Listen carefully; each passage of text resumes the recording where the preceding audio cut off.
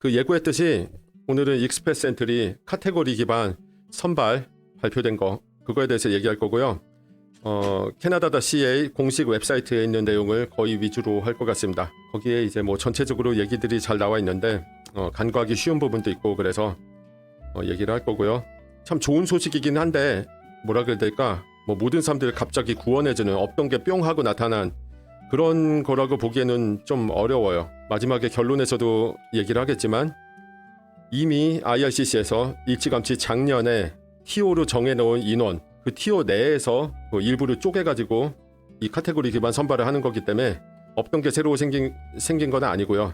대신 PMP가 반토막이 나면서 엄청나게 부담이 커진 거 있죠. 이제 특정 직종들 말 그대로 정말 이도저도 못하는 상황이 될 뻔했는데 그 중에 일부가 이제 IRCC 이 익스프레스 엔트리를 통해서 해소가 되는 그런 모양새인 것 같고요. 참 예상치 못하게 여기에 추가가 된 직종이 있는가 하면은 갑자기 당연히 있었어야 했을 것들 사람들이 전혀 의심하고 있지 않았던 그런 직종들이 또 갑자기 빠져버린 게 있어요. 결국은 또 카오스죠. 혼란이고요. 어쨌든 간에 그래서 지금 이 익스프레스 엔트리를 생각하던 많은 사람들이 혼란에 빠졌어요. 한국인뿐만이 아니라 특히 이제 외국 쪽 다른 나라 이민자들도 굉장히 많이 혼란스러워하고 있는데 뭐라 그래야 될까? 참 억울하다. 내 직업은 빠지고 참 내 직업보다 가치가 없는 걸로 보이는 다른 직업은 들어가고 이거 너무 불공평한 거 아니냐? 그러게요. 그 얘기 할 겁니다. 네, 그런 것들 때문에 이런저런 말이 많죠. 하지만 이제 뭐라 그래야 될까? 항상 그렇지만 it is what it is입니다. 그냥 주어진 상황을 받아들이고 우리가 지금 이 상황에서 할 수 있는 최선의 길이 무엇인지 그거를 생각을 해야겠죠. 우리는 힘없는 이민자들이니까요. 그러면 준비해놓은 파워포인트 화면에 띄우고 시작을 하도록 할게요. 전환을 하고 화면 잘 보이시죠? 잘 보이실 겁니다. 다 아시겠지만 2025년 2월 17일에 연방 익스프레스 엔트리 카테고리 기반 선발 계획안이 발표됐습니다. 제목에 나와 있듯이 in 캐나다, 그러니까 지금 이미 캐나다 내에 거주하고 계신 분들 대상으로 선발한다는 뜻이죠. 그러니까 in 캐나다 포커스라고 하던 그 캐나다에 이미 있는 이민자들을 위주로 영주권자를 선발을 해서 최대한 그 사회적인 비용, 인프라 그런 거에 대한 부담을 줄이겠다고 했던 그 마크 밀러 장관이 예전에 했던 그 얘기의 취지와 일맥상통합니다. 이 부분은요. 자, 이제 개요입니다. 이 얘기는 비슷한 얘기들이 몇 번씩 반복될 건데요. 네, 우리의 기억력은 다 휘발성이니까 그냥 몇 번씩 비슷한 얘기 들어도 이게 중요한 거니까 약간 각인한다고 생각을 하고 들어주세요. 일단 첫 번째, 우수한 불어 구사 능력자를 뽑고요. 그리고 헬스케어 및 소셜 서비스 쪽 그쪽을 또 위주로 뽑겠다고 하고, 그리고 트레이드 직종을 뽑겠다고 하고, 그리고 교육 직종 이쪽을 위주로 뽑겠다고 합니다. 이 개요에 나와 있지 않은 분야가 또 한두 개 더 있는데요. 그건 좀 이따 보고요. 그래서 뭐 헬스케어 쪽은 뭐 누구나 알고 있는 패밀리 닥터나 간호사나 덴티스트 이쪽은 당연히 들어가고요. 참 이해가 안 되는 게 작년에 빠졌었어요. 약사가. 그래서 제가 빨간색으로 칠했는데 약사가 작년에 없었다가 올해 추가가 됐고, 그리고 심리학자, 그리고 카이로프랙터가 들어갑니다. 희한하게. 그리고 트레이드 직종에는 뭐 누구나 당연히 들어갈 목수, 배관공, 컨트랙터들, 그리고 쿡이 들어갔어요. 트레이드에. 이것 때문에 지금 이제 한국인 커뮤니티에서는, 한국인 이민자 커뮤니티에서는 굉장히 여기에 많은 관심을 보이고 있죠. 교육 직종에는요, 교사, 그리고 이제 장애인 학생들, 그 인스트럭터, 그리고 EC가 들어갔습니다. EC도 한국인들이 많이 타고 있던 그런 직종인데 또 여기에 들어가서 많이 이제 희망들이 생겼죠. 그리고 IRCC는 헬스케어, 건설, 교육 분야를 우선순위로 두고 여기에 최대한 집중할 예정이라고 하고요. 퀘벡주 외부의 프랑코폰 이민자 확보를 위해서 불어 잘하는 사람들을 우선으로 선발한다고 합니다. 이건 전혀 뉴스가 아니죠, 이제. 자, 익스프레스 엔트리 절차를 단계별로 설명을 드릴게요. 여태까지 저는 채널 컨텐츠를 만들 때 이 부분들은 대부분 많이 아실 거라고 생각을 하고 간주를 하고 크게 자세히 설명하지 않고 그동안 얘기를 했었는데 생각외로 이 부분에 생소해하시는 분들이 좀 있는 것 같고, 또 친절하게도 IRCC에서 이렇게 인포그래픽까지 만들어서 올려놨기 때문에 제가 정리를 쭉 해서 한번 같이 살펴보도록 하겠습니다. 참고로 웃긴 게요, 이 IRCC 이 웹사이트에 이 왼쪽에 인포그래픽 있죠? 이거를 고해상도로 볼 수 있도록 PDF 파일로 다운로드를 할 수 있게 만들어 놨는데요. PDF 파일 링크를 클릭을 하면 파일이 다운로드가 되는데 PDF 파일이 아니라 PS 확장자로 다운로드가 됩니다. 그러니까 어도비 크리에이티브 클라우드에서 작업을 해놓고 PDF 변환은 안 하고요. 그 작업 파일 원본을 그냥 익스포트해서 공식 홈페이지에 올려놨습니다. 한 달에 한 6만 원 돈 하는 어도비 크리에이티브 클라우드 안 쓰는 분들은 그거 볼 수 없습니다. 월요일 되면은 누군가가 아주 박살이 날 겁니다. IRCC 사무실에서. 아무튼 여담이었고요. 첫 번째 1번 Show Your Interest라고 써있는데 아마 영문은 잘 안 보이실 거예요. 네, 한글로 써있는 부분 보시고요. 익스프레스 엔트리 프로필을 이민자가 등록을 합니다. 물론 제반 서류들이 다 있어야 되고 제일 중요한 거는 언어 시험 성적입니다. 그게 있어야지 등록이 가능해요. 이걸 등록을 하면은 익스프레스 엔트리 영주권 선발 후보자 풀에 등록이 됩니다. 등록한 사람 본인이요. 그리고 이 풀에 등록되는 조건은 FSW나 그리고 Federal Skilled Trades Class 아니면은 CEC 있죠. Canadian Experience Class. 여기에 이제 해당이 하는 사람들이 이제 풀에 등록이 되는 겁니다. 등록이 되고 나면은 CRS 점수를 자기 프로필에서 확인이 가능합니다. IRCC 계정에 로그인을 해서 조회할 수 있고요. 그럼 내가 지금 대충 어느 위치에 있는지 알 수 있고요. IRCC에서는 친절하게 드로우를 할 때마다 점수대별로 지금 몇 명이 풀에 들어있는지 알려주거든요. 그럼 내가 대략적으로 몇 등 정도 되는지 알 수 있죠. 그러면 이제 IRCC에서 드로우를 할 때마다 후보자가 특정 카테고리에 해당하는지 파악을 합니다. 그리고 풀에 등록된 프로필을 기준으로 확인을 합니다. 그리고 이제 실제 드로우를 할 때 익스프레스 엔트리 프로필에 따라 순위를 산정을 하고 그 순위에 따라서 선발을 시행을 합니다. 일반 제네럴 전형은요 가장 직관적으로 진짜 말 그대로 줄 세워서 CRS 점수 순위대로 선발을 합니다. 제일 높은 사람부터 제일 낮은 커트라인에 딱 걸치는 사람까지요. 그리고 오늘 얘기할 카테고리 기반 전형에서는 특정 카테고리에 해당하는 후보자만을 대상으로 줄을 세워서 뽑기 때문에요. 예를 들면은 뭐 600점짜리 정말 고득점자가 있어도 이 사람이 이번에 트레이즈를 선발을 해요. 그래서 예를 들어서 컨스트럭션 워커가 아니다 이 사람이. 그럼 600점이어도 안 뽑히는 거예요. 450점이어도 이 사람이 컨스트럭션 워커면은 그 사람을 뽑히는 거고요. 이해 가시죠? 그래서 카테고리 기반 전형은 그렇게 특정 카테고리에 해당하는 사람들을 이제 엑셀 필터 딱 돌려가지고 그 사람들만 딱 추려가지고 줄 세워서 뽑는 거죠. 그렇게 선발이 된 사람들은 인비테이션이 발송이 돼요. 네, 축하합니다. 당신에게 초대장이 발송이 됐습니다. 60일 이내로 익스프레스 엔트리에 이제 PR을 신청을 해주세요. 60일 내로 신청을 하고 나면은 이제 IRCC에서 이 사람이 정말 구라를 친 게 아닌지 모든 서류나 이제 그 성적, 뭐 경력 이런 게 다 유효한지 다 확인을 하고 그리고 그 카테고리에 정말로 해당을 하는지 실제로는 딴 일을 했는데 이 일을 한 것처럼 이 카테고리에 해당하는 것처럼 구라를 쳐가지고 허위로 넣는지 이런 것들 다 자격 여부 확인을 하고요. 그리고 캐나다 밖에 있는 사람의 경우에는 입국이 가능한지까지 다 검토를 해서 최종적으로 PR을 준다고 합니다. 이제 현재 선발 카테고리들 다시 한번 볼게요. 여기 귀여운 악마가 나와 있는데 왜 나와 있는지 그거는 좀 있으면 아실 겁니다. 지금 현재 카테고리는 6개예요. 첫 번째는 프렌치 랭귀지 프로피션시, 불어 잘하는 사람들. 두 번째는 헬스케어, 그리고 소셜 서비스 오큐페이션. 이 소셜 서비스가 추가된 거예요, 이번에. 헬스케어랑 같이 묶여서. 세 번째가 이번에 가장 논란의 대상이 된 스템입니다. 네 번째가 트레이드 오큐페이션. 다섯 번째가 어그리컬처 앤 어그리푸드 오큐페이션. 농업 쪽이죠. 마지막 6번째가 교육 쪽입니다. 자, 밑에 제가 빨간색 박스 쳐놓은 부분 보시죠. 카테고리 베이스로 선발을 하는 그 라운드는 다른 라운드 타입을 서플리먼, 즉 보완하기 위해 존재한다. 이 말인즉슨 이게 주 프로그램이 아니라는 뜻입니다. 원래 있는 익스프레스 엔트리 인 캐나다 포커스에 제네럴 카테고리가 가장 주가 되고요. 메인이고 얘들은 서브인 겁니다. 그러니까 캐나다 연방정부에서 이 특정 여기 나와 있는 카테고리들 있죠. 이 직종들에 해당하는 사람들을 특별히 좀 더 뽑고 싶다 할 때 시행을 하는 게 이 카테고리 베이스 라운드라는 뜻이에요. 질문은 조금 이따 답변 드릴게요. 마지막 세 줄 부분, 이게 진짜 중요한 부분인데요. 옆에 그 귀여운 악마 머리 위에 있는 말을 보시면 The devil is in the details 라는 아주 유명한 영어 수거죠. 키아리 채널에서도 한 두세 번 언급한 적이 있는 수건데요. 이 IRCC의 발표 내용은요 항상 다 읽어봐야 돼요. 왜냐하면은 굵직굵직한 부분, 뭐 점수 관련된 부분, 업종 관련된 부분 이런 부분만 읽고 넘어갔다가 중요한 디테일을 그냥 간과하고 넘어가서 중요한 부분을 모르고 나중에 일종의 함정 카드로 이게 발동을 할 수가 있는 건데요. 이게 무슨 내용이냐면은 카테고리 베이스 라운드는 이렇게 설정해놨다고 해서 무조건 하는 게 아니다. 예를 들어서 제네럴이나 다른 프로그램에서 사람들을 선발을 했는데요. 이쪽 카테고리에 해당하는 사람들이 충분히 제네럴 쪽에서 뽑혔다. 그러면은 이 카테고리는 선발 안 하고 닫아버리는 겁니다. 예를 들어서 트레이드 오큐페이션에 사람들이 제네럴에서 충분히 많이 뽑혔다. 뭐 컨스트럭션 워커나 쿡이나 이런 사람들이 많이 뽑혔으면 이건 닫습니다.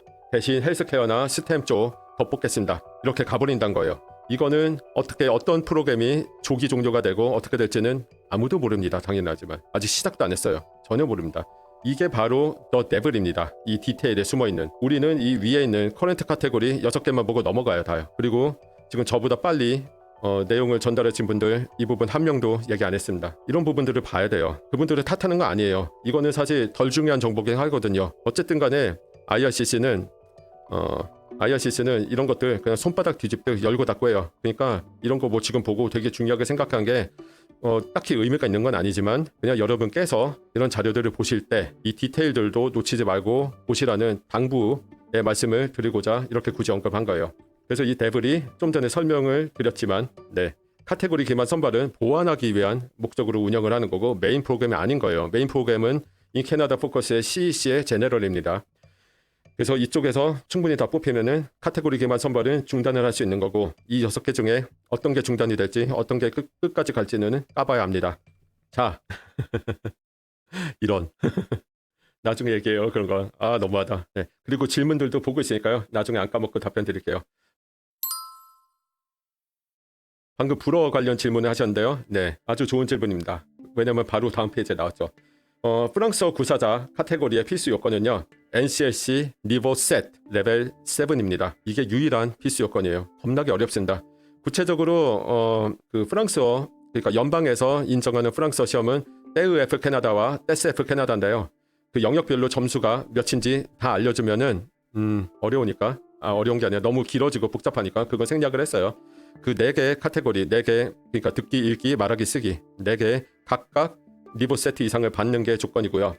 이쪽 같은 경우가 예전에 불어 관련 영상에서도 얘기한 적이 있지만 되게 파격적인 게 대부분 뭐라고 해야 될까 주로 선진국 쪽에서 온 이민자들 중에 불어 레벨 7이 되는 사람들은 영어도 잘합니다. 그러니까 여기 지금 적혀져 있는 파격적인 보너스 점수를 먹어요. 이 사람들이 플러스 62점 둘 다 니보 셋이면 불어만 니보 셋이고 영어가 레벨 5면 29점 보너스 먹죠. 이게 엄청 뻥튀기가 되는 건데 지금 프렌치 스피커 스트림 뽑으면은 400점대 초중반밖에 안 나오죠. 그러니까 이 사람들은 공짜로 먹고 있는 거고 이거를 이번에 또 카테고리 베이스로 또 한 번 더 못 박아버린 거예요. 그러니까 되게 공격적으로 이 사람들 뽑겠다는 거고요. 그러니까 불어가 되면은 정말 너무너무 불공평할 정도로 유리해집니다. 저는 연방이 아니라 퀘벡에서 불어를 해서 영주권을 받을 케이스라 여기에 해당은 안 되는데 참 아무리 봐도 너무너무 불공평하다 할 정도로 파격적이에요. 그만큼 불어 잘하는 사람들이 고픈 겁니다. 캐나다가. 이게 참 이민자들 입장에서는 좀 너무 심한 거 아니냐 문제가 있다. 너무 퀘벡 눈치 보는 거 아니냐 그러는데요. 그렇게 생각할 수가 있는데요. 그런 데가 아니라 정치적인 이유도 있고요. 이건 그리고 제 개인적인 생각이지만 이게 국어가 공용어인 게 그 사회적 비용도 많이 들긴 하지만 이득이 되는 부분도 상당히 많아요. 상징적인 것도 있고 그 다이버시티라는 게 그 문화적인 충돌이나 뭐 그런 것도 이제 부작용이 많이 발생을 있는 부분도 있지만 이렇게 영어랑 불어는 사실 되게 가까운 언어기도 하고 옛날에 영국과 프랑스의 그 역사도 있죠. 굉장히 관계가 깊고 참 막말로 호환이 되는 그런 문화권이에요. 이런 문화권이 어우러지면은 굉장히 좋은 시너지 효과를 낼 수가 있는 거예요. 퀘벡이랑 나머지 주들이 맨날 티격태격하고 싸워도 그거 자체가 또 캐나다의 매력이고 발전의 원동력이 될 수 있다는 게 제 개인적인 생각이에요. 영어권, 불어권 다 살아본 사람이 얘기하는 거니까 뭐 그럴 수도 있겠거니 하고 넘어가 주세요. 그냥 나머지 5개 카테고리 얘기인데요. 여기도 요건 자체는 아주 복잡하지 않습니다. 최근 3년 동안 최소 6개월 연속으로 풀타임 근무를 했거나 아니면 이에 상응하는 파트타임 근무 경력을 가지면 됩니다. 만약에 파트타임을 했다면 1년 연속으로 했다면 뭐 대충 맞겠죠. 그리고 이 카테고리에 해당하는 NOC 직군 중에 하나에 꼭 해당을 해야 하고요. 그리고 캐나다 외든 내든 무방이라고 하는데 뭔 소린지 모르겠네요. 뭐 외국에서 일하고 왔어도 허용을 해준다는 건지 전 참 이해가 안 돼요 이거. 솔직히 말해서 이건 케어기버 얘긴데 이거랑은 무방한 케어기버가 이 외국이든 아니면은 캐나다애든 그 경력 같은 거 어디에서 따왔든 신경 안 쓴다고 하거든요.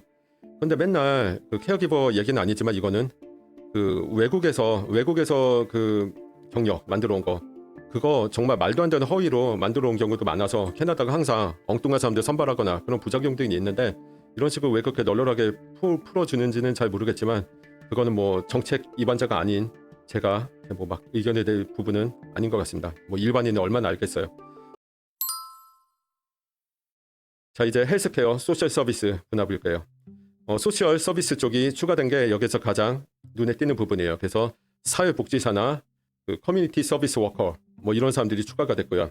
이상하게 작년에 빠져있던 약사가 추가가 됐고 카이로프랙터가 추가가 된 게 신기한 게 카이로프랙터는 좀 신기한 게요. 이게 정식 의학이냐 헬스케어냐 여부에 대해서 좀 논란이 되는 분야예요. 이게 약간 유사의학이라는 말도 있고 아니면 뭐 정식 의학으로 인정해야 한다는 말도 있고 마치 수십 년 전에 그 침술 있죠. 약간 침술과도 비슷한 위치에 있는 것 같은데 이게 이번에 들어왔어요. 그리고 삭제된 부분도 있는데 내추럴 힐러 부분들이 삭제가 됐습니다. 침술사 여기서 빠졌고요. 중국식 한약사 빠졌고요. 뭐 아로마 테라피스트 이런 사람들 빠졌습니다. 마사지 테라피스트는 또 근데 내추럴 힐러에 들어가는데 살아남았습니다. 이번 헬스케어에서. 자 스템 가장 논란이 되는 스템이 지금 장난이 아닙니다. 그 디벨로퍼, 프로그래머, 코더 이 사람들 싹 빠졌어요. 테스터 다 빠졌고요. 엔지니어라는 이름이 들어간 직군들은 다 살았습니다. 이게 가장 스템에서 크게 변경된 부분이고 가장 많은 그 직군들이 삭제가 됐어요. 스템이 되게 고급 직종이죠. 그런데 사람들이 이 스템에 있던 사람들이 많이 불안했어요 그동안. 왜냐하면은 본인들이 알고 있었거든요. 지금 상당히 침체기고요. 이쪽 업종이 캐나다 내에서. 그리고 인력이 포화 상태입니다. 이거는 비단 캐나다뿐이 아니라 미국도 마찬가지죠. 막 수천 명씩 레이오프하고 빅 컴퍼니들이요. 그런 상황이라 불안했었는데 IRCC에서 이번에 빼버렸어요. 그러니까 이분들은 이제 제네럴로 싸워야 되는 상황이 왔습니다. 제네럴에서 경쟁을 하는 그 스템 쪽 사람들이 대체로 점수가 높아요. 나이도 젊고 고학력이고 영어 잘하고. 그런데 그런 스템 종사자들도 제네럴에서 진검승부하려면은 이제 장난이 아니게 된 거죠. 유일하게 살아남은 게 IT 테크 분야에서 사이버 시큐리티 스페셜리스트인데요. 보안 쪽은 정말 수요가 많아요. 정말 요즘 그리고 아시다는 정보 전쟁, 스파이들도 많고 사이옵스도 많고 보안 중요합니다. 해킹도 많고요. 그리고 그 인프라 쪽 보안, 그리고 사이버 보안 쪽 이게 보안 쪽 사고가 나면 난리가 나거든요. 진짜 그 소중한 데이터도 유출이 되면은 정말 한 회사가 망하는 수도 있고. 그래서 보안 관련 사고가 나면은 이쪽 종사자들 중에 이제 직책에 따라 다르지만 어떤 사람들은 마치 소방관들 출동하듯이 주말, 뭐 새벽 이런 거 없이 출동해야 되는 경우도 많습니다. 한마디로 이쪽 종사자들 중에서 상당히 고된 직군에 속해요. 그래서 좀 인력 유출도 많고 턴오버가 많아요. 그러다 보니까 여전히 필요한 게 아닐까 그런 생각이 듭니다. 자 이제 논란이 되는 부분 인슈어런스 에이전트 앤 브로커스 보험 설계자죠. 이게 스템에 들어갔습니다. 저는 이거 보고 오타라고 생각했어요. 실수로 들어갔겠지. 그런데 아직 살아있나요? 하루가 지났는데 원 비즈니스 데이가 지났는데 살아있습니다. 뭐 이게 들어가는 건 알겠는데 들어갈 수도 있겠다. 뭐 정말 필요할 수도 있겠지 캐나다에서. 근데 왜 이게 스템일까요? 그건 좀 궁금합니다. 네. 좀 이따가 부가 설명을 하겠지만 이 보험 설계사 스템 직종에 있고요. 후기 트레이드 직종에 있죠. 이거는 좀 유념해 두시고 좀 이따 설명할 때 기억을 하시고 들어주세요. 다음 트레이드 분야는 사실 크게 놀랄 것 없습니다. 막 당연히 있었어야 되는 게 빠졌거나 없던 게 생겼거나 큰 그런 건 없는데 후기 트레이드 직군에 들어갔어요. 이게 정말 빅뉴스죠. 특히 우리 한국인들에게도 엄청나게 빅뉴스고 이것 때문에 지금 떠들썩합니다. 반면에 셰프나 베이커 같은 유사 직군은 빠졌습니다. 논란이 되죠. 쿡 NOC 코드 63200 여기에 들어가야 합니다. NOC 코드가 다르면 여기 해당이 안 됩니다. 비슷한 일을 해도요. 그래서 쿡들이 이제 전격 부활의 기회를 가지게 됐는데 익스패스들이 아까 그 절차 초반에 설명드렸죠. 프로필 등록할 때 뭐가 필요하다? 언어 점수가 필요합니다. 자, 그 다음 농업 및 농식품은 도대체 왜 이 6대장에 들어갔는지 이해가 안 될 정도로 딱 하나 들어갔어요. butchers 이거 하나 들어갔습니다. 농촌, 어촌 관련 산업에 해당하는 직종들이 싹 전멸해버렸어요. 그런데 좀 이따가 보시겠지만 페더럴 이코노믹 파일럿 스트림에 어그리푸드가 있습니다. 여기에 1920명이 배정돼 있는데 또 희한하게도 케어기버 있죠. 최근에 또 이번 주에 발표가 됐던 그 케어기버 파일럿 프로그램과 같이 묶여서 도합 1920명이 여기 배정이 돼 있어요. 물론 그 파일럿 프로그램은 2년 동안 15,000명까지 뽑겠다고 하는데 어떤 식으로 이 TO를 조정을 해서 15,000명까지 갈지는 나중에 두고 볼 일이지만 아무튼 그렇습니다. 그리고 교육 분야는 EC가 들어갔습니다. 그러니까 쿡 들어갔고 EC 들어갔고 이게 이제 한국인 이민자들에게는 정말 빅 뉴스고요. 그리고 이거랑 별도로 이제 보험 설계자가 또 들어간 거. 그리고 스템의 그 디벨로퍼 쪽, 프로그래머 쪽이 쫙쫙 빠진 거. 네, 그렇습니다. 그래서 정리를 한번 쭉 할게요. 또 불어, 헬스케어, 건설, 그리고 소셜워커, 교육 분야가 정말 대박이 터졌고요. 스템 쪽은 사이버 보안 빼고 IT 분야는 다 제외가 돼서 제네럴로 하게 됐고요. 엔지니어링 쪽은 다 포함이 됐어요. 농업 쪽은 부처만 남았는데 아마 딴 스트림으로 갈 것 같고 한국인 이민자들에게는 쿡과 EC가 이제 희망적인 소식입니다. 그래서 지금 준비가 되신 분들은 빨리 익스패스 엔트리 프로필에 등록을 하고 그리고 점수가 부족하다라고 생각이 드시면은 공부를 열심히 해서 스펙을 채우셔야겠죠. 그리고 보험 에이전트 설계자가 포함이 됐는데 무려 스템으로 Y에 대한 답을 누가 줬으면 좋겠습니다. 이건 정말 아무도 정답을 못줄 것 같아요.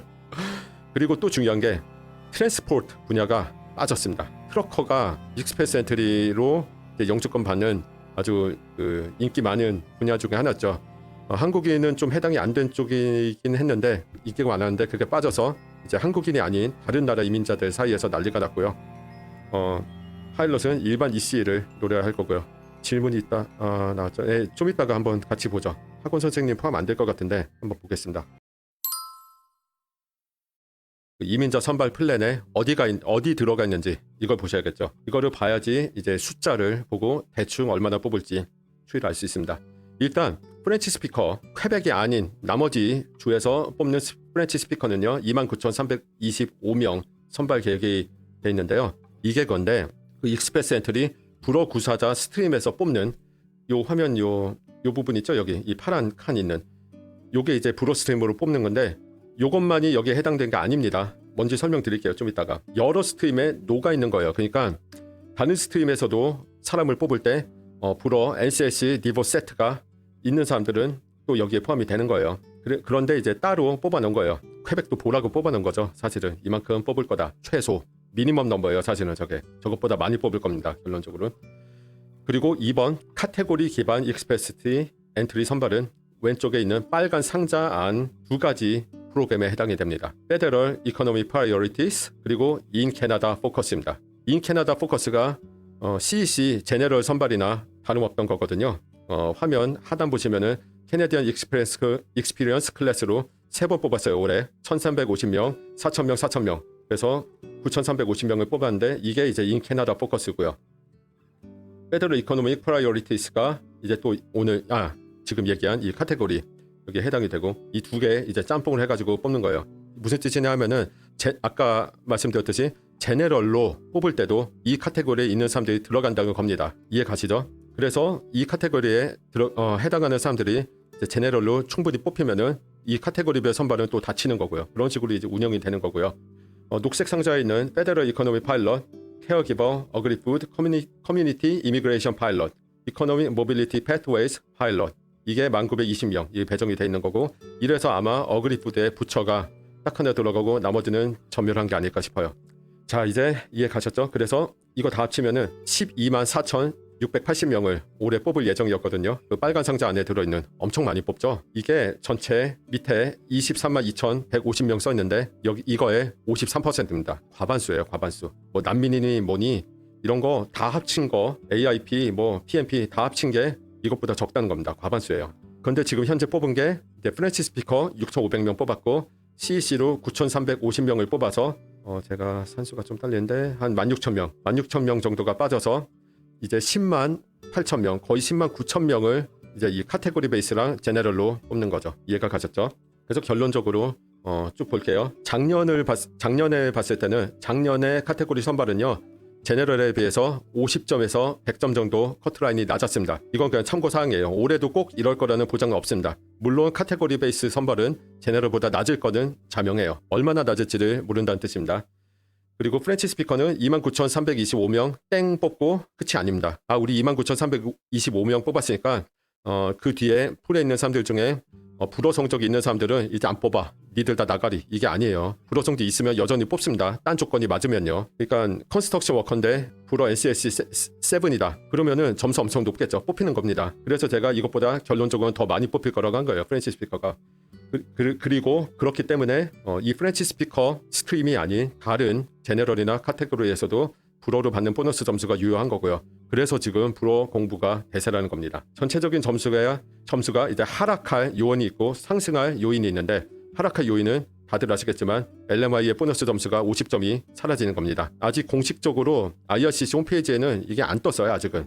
그런데 많은 전문가들이 한국인 캐나다에 할 거 없이 다 삭제가 됐다고 이미 얘기하더라고요. 인사이드 정보가 있는 건지 아니면 제가 못 찾는 건지 모르겠지만 제 어썸션은 이 선발을 시작하면은 그때부터 이제 이거를 빼고 계산할 것 같습니다. 그러니까 공식적으로 빠졌다고 봐도 되는 거겠죠.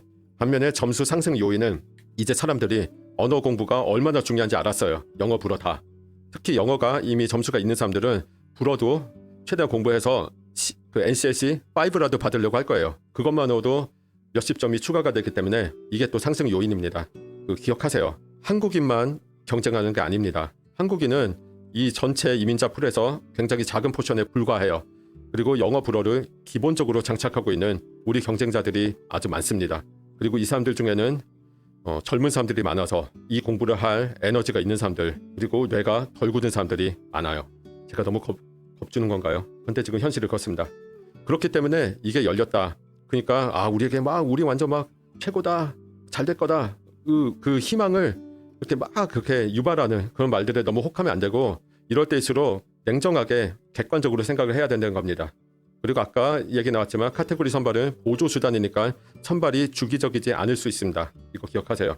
그리고요 또 중요한 거 아까 쿡이 트레이드였죠. 그리고 뭐였지 시스템에 있던 게 보험 설계자. 보험 설계자가 그 시스템에 있었는데 예를 들어서 카테고리 선발로 시스템을 뽑을 때 또는 트레이드를 뽑을 때 쟤는 컨스트럭션 워커니까 우선으로 뽑고 쟤는 쿡이니까 뒤로 밀고 그런 거 없습니다. 직업의 귀천이 없어요. 같은 카테고리 내면은 오로지 점수로 승부합니다. 아셨죠? 이거 기억하세요. 그러니까 인슈런스 브로커여도 다른 엔지니어보다 점수가 높으면은 그 사람이 먼저 뽑히는 겁니다. 그거 기억하세요. 그래서 지금 이렇게 판도가 바뀐 게 PMP에는 또 어떻게 영향이 끼칠 것이냐.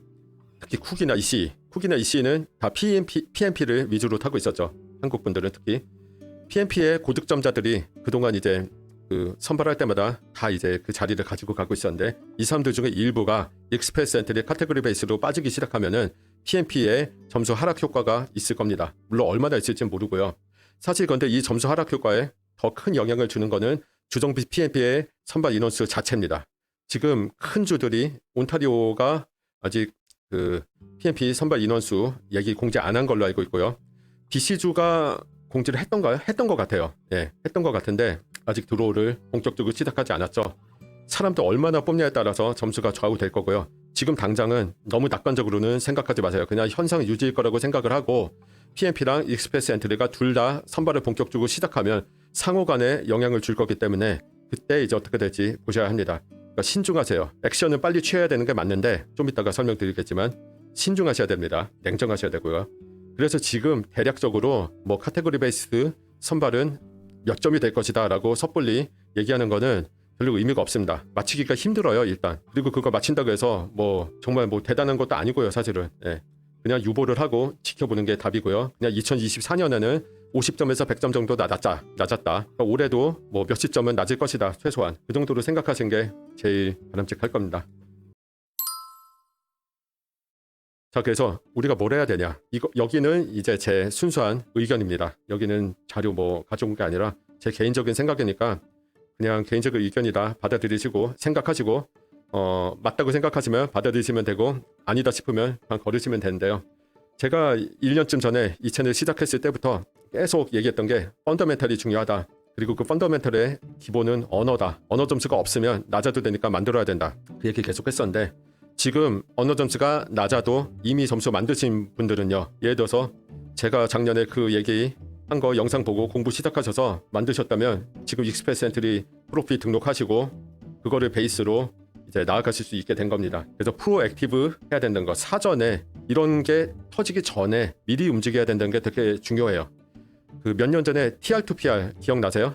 익스프레스 엔트리 75점 터졌던 거, 그거 정말 리터럴리 공짜로 준 정말 대사건이었어요. 영주권을 공짜로 준 사건인데 사실상 유일한 조건이 캐나다에 적이 있는 거 그리고 영어 점수가 있어서 프로필 집어넣은 상태인 겁니다. 그때 프로필 못 집어넣은 사람들은 못 받은 거예요. 그거를. 그래서 프로액티브 해야 한다는 겁니다. TR2PR이 또 올 가능성은 제로입니다. 참고로 75점 그런 거 없습니다. 이제는 그런 일은 안 일어날 거고요. 대신에 이런 이제 75점까지 아니어도 좋은 기회가 될 수 있는 이런 카테고리 베이스드 선발 같은 게 터질 수가 있으니까 미리 준비를 해야 된다는 거예요. 그래서 프로필을 만들어 놓고 넣어둬야 한다는 거. 죄송합니다. 퀘벡주에서 이민 타신 게 아닌 이상은 영어권주에 계시면요. 그게 온타리오가 됐든 BC가 됐든 엘버타가 됐든 노바스코샤가 됐든 여러분은 PNP랑 익스프레스 엔트리를 동시에 진행할 수 있습니다. 퀘벡주만 그게 안 돼요. 그러니까 PNP 조건 채우려고 일 열심히 하시고 공부 열심히 하시는 와중에 익스프레스 엔트리에 프로필을 등록할 수 있는 조건이 되면은 그게 되게 귀찮은 일이긴 하지만 서류 다 준비해야 되고 그러니까 귀찮은 일이지만 넣어두시는 게 좋다는 거예요. 그런데 이제 설령 아직 못 넣으셨다고 해도 너무 패닉하지는 마시고 지금 이제 액션을 취하세요. Better late than never입니다. 지금 내가 상황이 안 좋아서 해도 안 될 것 같아 이렇게 생각하지 마시고 어떻게든 뭔가를 하는 방안을 한번 생각을 해보시라는 뜻이에요. 혼란스러워하지 마시고요. 이 제도 자체를 보시면서 그리고 앞으로 선발되는 건 눈여겨보면서 그거에 맞춰서 스펙 확보하는데 주력을 하셔야 합니다. 정말 일이 잘 풀려서 이쪽으로 고득점자들 팍팍 나가면은 TMP에 또 그 기회가 생길 수도 있는 거예요. 진짜 미래는 아무도 모릅니다. 그러니까 현상 유지하면서 이 빡센 영어 공부 어떻게 하고 불어 공부까지 한다는 사람들이 이렇게 널렸는데 내가 뭐 해서 되겠어? 그래서 아무것도 안 했다가는 정말 아무것도 안 되는 거거든요. 그러니까 힘들어도 어떻게 움직이는 방안을 각자 생각을 하시는 거를 저는 권장하고 싶어요.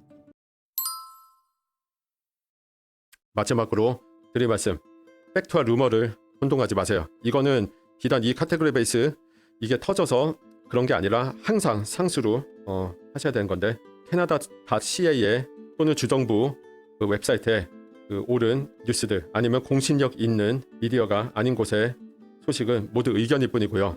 사실일 수도 아닐 수도 있습니다. 그건 키아리 채널도 마찬가지예요. 저는 최대한 공식적인 자료들 가지고 와서 말씀드리려고 하는데 저도 본이든 본이가 아니든 제 개인적인 의견을 그 방송에서 얘기할 때 상당히 많이 얘기를 해요. 솔직히. 전 거짓말 안 합니다. 그거에 대해서. 그러니까 항상 팩트 체크 하시라는 거. 그 누구의 이야기를 들으시든. 심지어는요. 마크 밀러 장관도 그 CPEC 방송에 나와서 그 공식 발표를 할 때랑 IRCC 공식 웹사이트에서 얘기할 때랑 약간 말이 다를 때가 있어요. 진짜. 농담이 아니에요. IRCC 공식 웹사이트에서 발표를 한 걸 빼먹고 얘기를 하거나 아니면 미묘하게 틀리게 얘기를 할 때가 있거든요. 그러니까 항상 더블 체크를 해야 된다는 거. 그리고 공식 웹사이트에 없는 소위 인사이더 정보를 공유하는 인사이더들이 소위 전문가들이 하는 행위는 솔직히 말해서 마케팅 플로이입니다. 그러니까 본인의 공신력과 권위를 강화하기 위해서 그냥 하는 얘기예요. 정말로 인사이더 정보가 나중에 맞게 되는 경우가 대부분이긴 해요. 그런데 지금 그거를 미리 여러분께 제가 정보를 입수를 해서 알려드립니다 하는 거는 공식적인 거 아닙니다. 비공식이라는 거예요. 그냥 내가 인사이더에서 일하기 때문에 내가 좀 더 정보 입수가 빠르다. 나 아는 사람들 짱 많어. 이거 플렉싱 하는 겁니다. 이 인사이더가 그리고 정말 공신력 있는 소스인지 여부는 아무도 입증할 수 없습니다. 메일 낫이에요.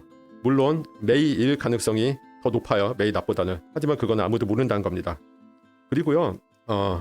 어차피 지금 대부분의 프로그램이 선착순이 아니에요. 다 풀에 집어넣고 선발할 때까지 기다리는 거예요. 그러니까 뭐 이런 인사이더 정보 며칠 더 빨리 들었다고 해서 특별히 별로 없어요. 사실 별로 의미가 없다는 겁니다. 그러니까 다음 익스프레스 엔트리 카테고리 선발이 추가됐다고 해서 영주권자 선발 인원이 증가한 게 아닙니다. 좀 전에 풀 보셨죠? 어디 있지?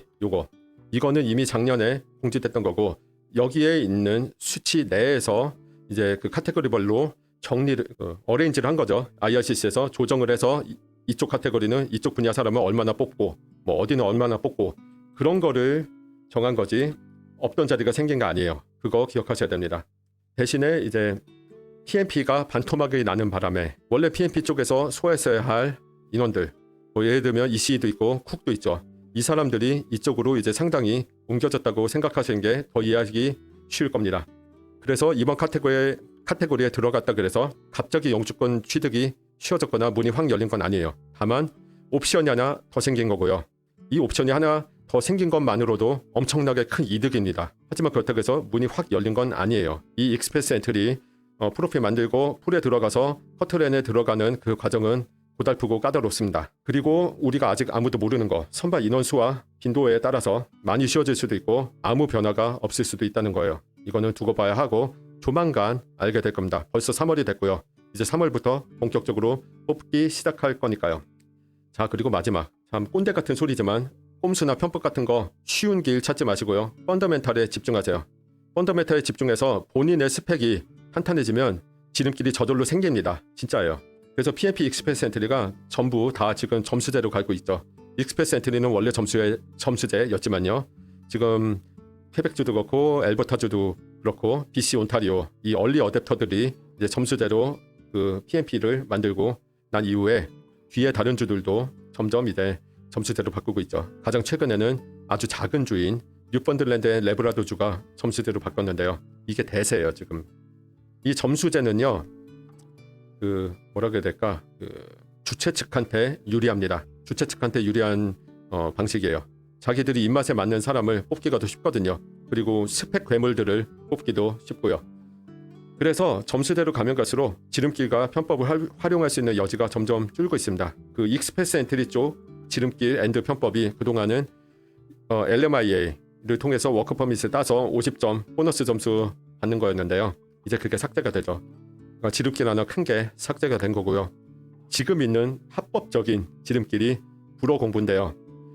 불어 NCLC 7 만드는 건 그건 장난 아닙니다. 그건 지금 시작하면은 빨라야 모르겠어요. 저는 머리가 나빠서 불어 공부 시작하고 한 거의 1.5년에서 2년 걸렸는데 저보다 머리 좋으신 분들 많은 건 알지만 그래도 최소 1년은 걸릴 거예요. 쉽지 않아요. 1년보다 1년 반에 가까울 가능성이 커요. 네. 그래서 아무튼 간에 한눈 팔지 말고 캐나다에서 필수적으로 요구하는 스펙을 갖추기 위해 전념을 하는 게 정답이라고 생각을 합니다. 그 언어 공부라는 게 그 중심이 있어야 돼요. 한국인들은 언어가 가장 약점이에요. 우리가 못나서 그런 게 아닌 건 아시죠?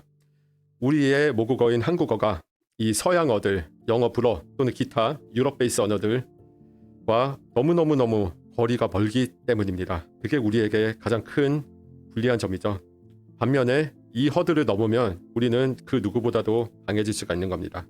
그리고요, 제가 언어 공부를 좀 해본 입장에서 말씀드린 거지만 배워두면은 언어는 무조건 내 무형의 재산입니다. 정말 농담이 아니에요. 이게 단순히 나 뭐 몇 개 국어 한다, 나 잘났지, 이게 아니에요. 삶의 질이 달라지고요. 그 언어가 공식 언어인 나라에서 여행을 하든 아니면은 거주를 하든 정말 엄청난 메리트가 되는 거예요. 직업을 구하기 쉬운 거부터 시작을 해서 정말 그러니까 돈 벌기도 더 쉬워지고 사람들이랑 커뮤니케이션 하기도 더 쉬워지고, 그리고 또 중요한 게 지금 세상은 인터넷 세상이잖아요. AI가 나오기 전부터 이미 인터넷, 전 세계 인터넷 컨텐츠의 거의 60%가 한 55%, 뭐 56% 이런데 그 정도가 영어로 돼 있습니다. 그리고 불어도 엄청난 메이저 언어죠. 영어 불어 둘 다 하면은 입수할 수 있는 정보가 그렇지 않은 사람들보다 훨씬 많다는 거예요. 이거 엄청난 메리트입니다. 이게 재산이란 거예요. 캐나다에서 살지 않아도 다른 나라, 뭐 호주나 뉴질랜드, 영국 이런 나라에 가서 살아도 영어가 있으면은 훨씬 유리해지는 거고, 설령 그렇지 않은 나라에 가서 살아도 영어가 있으면은 고급 정보들을 얻기가 훨씬 쉽다는 거예요. 그러니까 내가 영주권을 꼭 딴다, 뭐 그거랑 무관하게 이따 해본다 생각을 하고 도전을 하는 겁니다. 본론 얘기는 끝났고요. 마지막, 요건 그냥 재미로 제가 하나 만든 건데 일종의 티어 피라미드예요. 이 익스프레스 엔트리 카테고리 베이스에 영어 불어 둘 다 레벨 7이 된 사람들은 프리빌리지 티어입니다. 특권 계층이에요. 원래 처음 이거 자료 만들 때는 프리패스 티어였는데 이름 바꿨어요. 좀 더 고급 단어를 써서. 지금 이거 들어간 사람들은 올해 내로 익스프레스 엔트리로 인비테이션 받을 거라고 생각해도 무관할 겁니다. 다음 두 번째, 제1 언어가 레벨 7인데 제2 언어가 레벨 5인 사람들, 이 사람들은 루킹 굿 티어입니다. 그 프리패스는 아니지만 일단 그 바이링구얼 그 점수 메리트가 있기 때문에 다른 사람들보다 점수가 뻥튀기 된 거 있고요. 특히 제일 언어가 불어가 레벨 7이면은 프렌치 스피커 스트림에 들어갈 수 있기 때문에 더 위에 그 특권 계층으로 올라갈 가능성이 커지죠. 세 번째 중간에 있는데 이제 경쟁을 하는 사람들이에요. 그래서 1개 국어 레벨 7이 완비가 돼 있어요. 레벨 7 또는 그 이상. 이거는 미니멈입니다. 레벨 9이면은 점수가 더 높기 때문에 더 유리하겠죠. 여기 있는 사람들이 이제 박터지게 싸우는 거예요. 익스프레스 엔트리 프로필에 들어가 있고, 그리고 카테고리가 됐든 제너럴이 됐든 나이, 학력, 직종들에 따라서 점수들이 다 다를 텐데 경쟁을 하는 입장들이죠. 그래서 필링 럭키라고 했고요. 네 번째는 콩글리시인데요. 기도 메타 티어입니다. 기도 메타 뭔지 아시죠? 네, 이거는 프로필은 넣어놨는데 언어 점수가 딸리는 거예요. 성적은 있긴 하지만 캐나다 내에 소재한 사람들 중에 상당수가 여기에 위치해 있고 위로 올라가기 위해서 고급 분투를 하는 사람들입니다. 여기에 해당하는 사람들은 정말 기도 메타예요. 그 카테고리 이민 이런 데서 갑자기 나를 탁 뽑아주는 약간 운이 따라야지 이제 선발이 될 수 있는데, 반면에 이제 프로필이 있기 때문에 공부를 열심히 하고 다른 이제 여러 가지 스펙을 올릴 수 있는, 점수를 올릴 수 있는 부분들에 매진을 해서 위로 올라갈 여지가 충분히 있는 사람들입니다. 그러니까 절망을 하면 안 된다는 거예요. 지금 여기에 들어와 있는 한국 분들도 많은 거 알고 있습니다. 마지막은 노 찬스 티어인데요. 프로필에 미등록돼 있으면 노 찬스란 뜻입니다. 아직 안 들어온 분들, 언어 성적 없는 분들, 이제 갓 이민 프로그램을 시작한 분들. 그러니까 지금도 한국에서 캐나다로 들어오려고 지금 준비 중이고 기다리는 분들이 많은데요. 기다리고 있는 분들이 많은데 이분들은 여기에서부터 시작을 해야 된다는 거, 그거를 알려드리고 싶어서 굳이 이렇게 만든 거고요. 지금 방송 보고 계신 분들이 어디에 해당하는지 모르겠지만 본인이 아래쪽에 해당돼 있다고 해서 너무 섭해하거나 기분 나빠하지 마세요. 그냥 냉정한 현실이 이렇다고 생각이 듭니다. 네, 제가 오늘 준비한 부분은 여기까지고요. 대본 없이 자료만 보면서 얘기를 했는데 내용 전달이 잘 됐는지 모르겠습니다.